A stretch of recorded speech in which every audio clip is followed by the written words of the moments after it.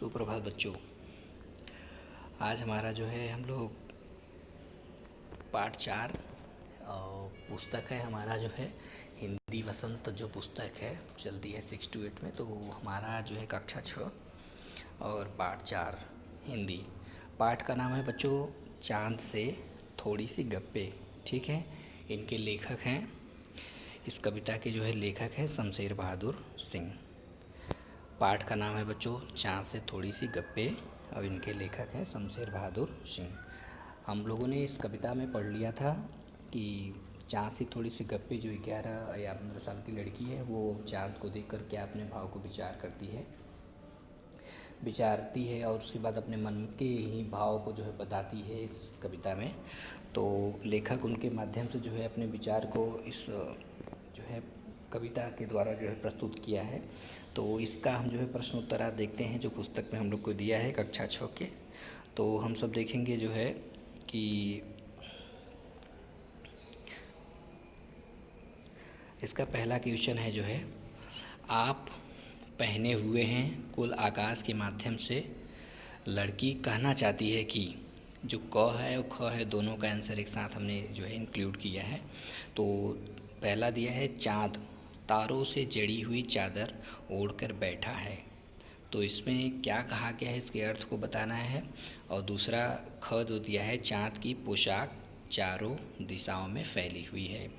तो तुम किसे सही मानते हैं हो, किसे सही मानते हो। ठीक है, यहाँ थोड़ी सी त्रुटि हो गई तो हो है, थोड़ा सा आप समझ लीजिए आप सब।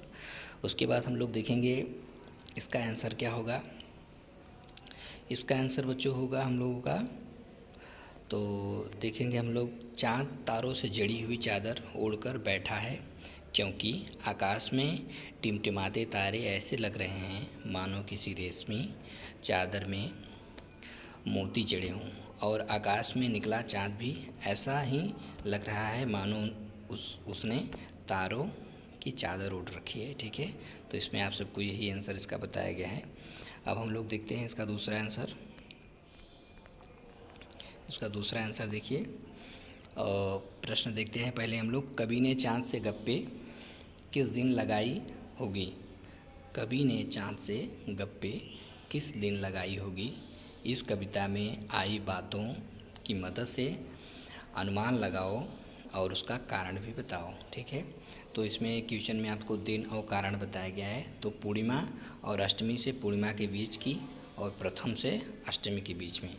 तो जो है आप सबको यहाँ देखिए इसका उत्तर जो दिया है तो इसका आंसर जो पूर्णिमा लिखा है तो पूर्णिमा इस दिन चाँद पूरा गोल नज़र आता है और अष्टमी से पूर्णिमा के बीच जो है इस समय चाँद तिरछा नज़र आता है। जो अष्टमी से पूर्णिमा के बीच होता है इस समय जो है कारण इसका है।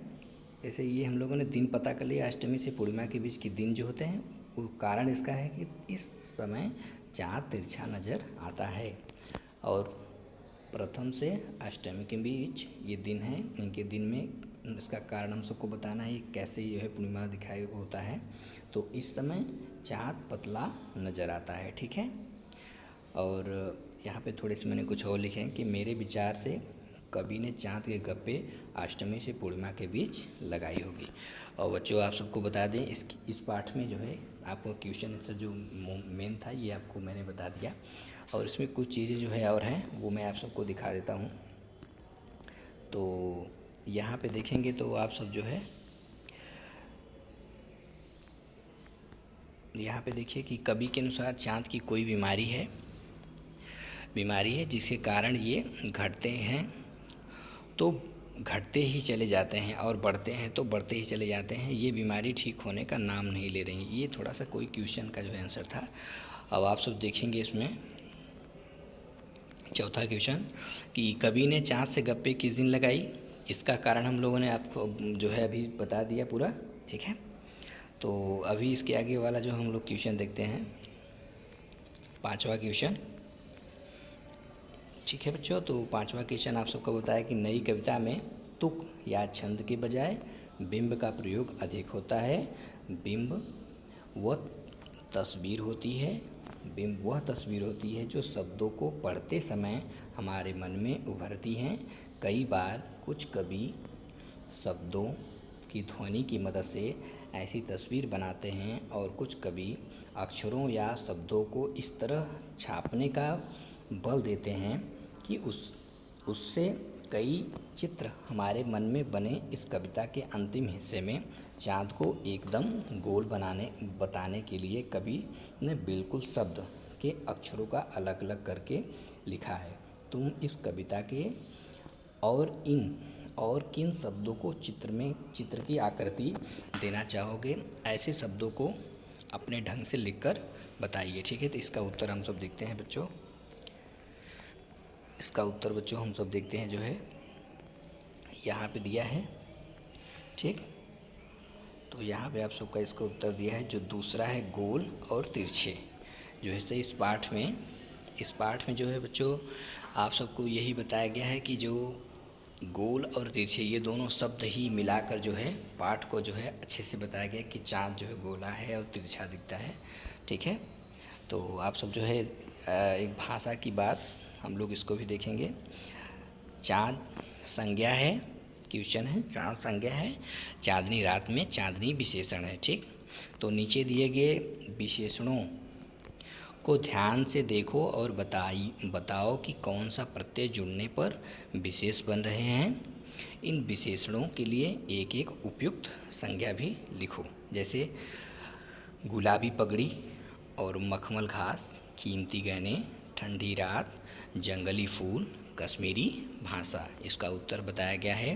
नीचे दिए गए विशेषण ई प्रत्यय लगने से विशेषण बन रहे हैं। ठीक है, तो इसमें आप सब देखिए विशेषण उपयुक्त संज्ञा गुलाबी जो है साड़ी।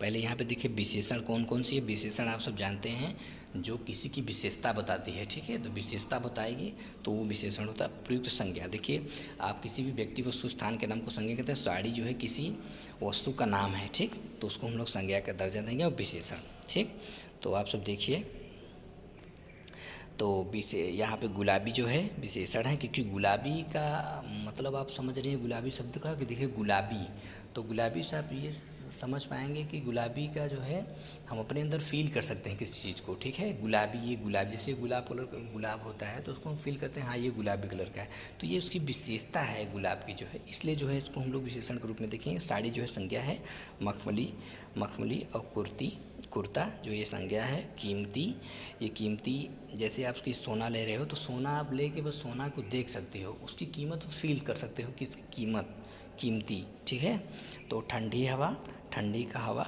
जंगली, बिल्ली, कश्मीरी और लड़का। बच्चों इसके आगे और थोड़ा सा है उसको हम लोग देखेंगे। यहाँ दूसरा दिया है, ये दूसरा क्वेश्चन देखिए, गोल मटोल और गोरा चिट्टा। ठीक, तो कविता में आए शब्दों के इन जोड़ों में अंतर यह है कि चिट्टा का अर्थ सफ़ेद और गोरा से मिलता जुलता है, जबकि मटोल अपने आप में कोई शब्द नहीं है, यह शब्द मोटा से बना है। ऐसे चार शब्द युग्म सोचकर लिखो और उसका वाक्य में प्रयोग करो। ठीक है, तो अगला देखते हैं हम लोग इसका। यहाँ पे देखिए उत्तर दिया गया है, तो इसका उत्तर हम लोग देखेंगे। यहाँ पे देखिए थोड़ी सी बेटा से जो है ऊपर नीचे हो जा रहा है, तो ठीक है, तो इसके आगे हम लोग देखते हैं जो क्वेश्चन दिया है। तो भला बुरा, इसका हम लोग देखेंगे, जो अपने जिद पर अड़ा रहा इसलिए मैंने उसे बुरा भला कहा। बुरा भला अर्थ शब्द कहाँ प्रयोग हो रहा है, शब्दों में, वाक्यों में। अगला देखिए, आजकल अपराध की संख्या अधिक हो गई है, ये जो है वाक्यों में शब्दों का प्रयोग किया जा रहा है। ठीक है, पतला दुबला, श्याम पतला दुबला व्यक्ति है। ठीक है, दिन रात परीक्षा की तैयारी के लिए मोहित ने दिन रात एक कर लिया। ठीक, अगला क्वेश्चन देखिए तीसरा, बिल्कुल गोल। कविता में इसके दो अर्थ हैं, पहला गोल आकार का, दूसरा गायब होना। ऐसे तीन शब्द जो है सोचकर उनसे ऐसे वाक्य बनाओ कि शब्दों के दो दो अर्थ निकलें। ठीक, अब हम लोग देखते हैं, सॉरी बेटा, यहाँ पे जो है थोड़ा सा, अब देखिए यहाँ पे जो है शब्द पत्र, पत्र को हम लोग कैसे जो है करेंगे, पेड़ से पत्र गिर रहे हैं, डाकिया पत्र, यहाँ पत्र पत्र दो वाक्यों में प्रयोग हो गया। आम देखिए, आम फलों का राजा है, आम वह आम आदमी है, दो आम का प्रयोग है, दो दो जगह का अलग अलग अर्थ निकलता है, ठीक है। श्याम को इस प्रश्न का उत्तर नहीं पता था, वह उत्तर दिशा की ओर गया। अब देखिए इसका चौथा, जो कि चूँकि हालांकि कविता की इस पंक्तियों में ये शब्द आए हैं, उन्हें ध्यान से पढ़ो। ये शब्द दो वाक्यों में जोड़ने का काम करते हैं, इन शब्दों का प्रयोग करते हुए दो दो वाक्य बनाइए, ठीक। अब देखिए हम लोग इसके आगे थोड़ा सा बढ़ते हैं। यहाँ पे देखिए आप सबको बताया गया है बेटा, तो यहाँ पे देखिए जैसे जो कि शब्द है, चूँकि हालांकि, ये तीन शब्द फिर हमने प्रश्न में देखा, तो उसका देखो कैसे प्रयोग वाक्यों में हो रहा है, ठीक है। उसने मेरा किताब लौटा दिया, जो कि, यहाँ पे जो कि शब्द का प्रयोग हुआ, जो कि उसने पिछले हफ्ते लिया था। दूसरा वाक्य देखेंगे, ताजमहल दुनिया का अजूबा है, जो कि आगरा में स्थित है। जो कि शब्द का यहाँ प्रयोग हुआ। अब देखो चूँकि शब्द का, चूँकि मैं भूखा था इसलिए मैंने खाना खा लिया, चूँकि शब्द यहाँ प्रयोग हो रहा है वाक्यों में। और चूँकि वहाँ भीड़ थी इसलिए मैं रुक गया, तो यहाँ पे देखिए चूँकि शब्द का जो है वाक्यों में प्रयोग किया गया। हालांकि शब्द का जो है कैसे प्रयोग किया जाएगा वाक्यों में, हालांकि मुझे उस पर गुस्सा आ रहा था, फिर भी मैंने उसे छोड़ दिया। फिर अगला देखिए, हालांकि मैं स्कूल नहीं जा पाया, फिर भी मैंने घर पर पढ़ाई की, ठीक। अगला देखिए, गप सप नहीं, गप सप, ठीक। अगला गप तथा गप सप और गपबाजी, ये जो है, क्या इन शब्दों के अर्थ में अंतर है और तुम्हें क्या लगता है, लिखो। आप जैसे आप बच्चों के लिए मैं आप तो सबको इसको बता दे रहा हूँ, फिर भी ये बच्चे आप सब पुस्तक में इसको देखेंगे और अपने मन से जो है अपने विचार को यहाँ पे प्रस्तुत करेंगे, ठीक है। तो अगला देखेंगे गप शब्द का बिना काम की बात, जो बिना काम की बात होती है वो गप, मतलब गप उड़ा रहे हैं सब लोग नहीं कहते, वो देखो यहाँ प्रयोग हो रहा है। और देखो गपशप, इधर उधर की बातें, जो बोलते हैं इधर उधर की बातें गपशप कर रहे हो, तो वो यहाँ शब्द प्रयोग हो रहा है।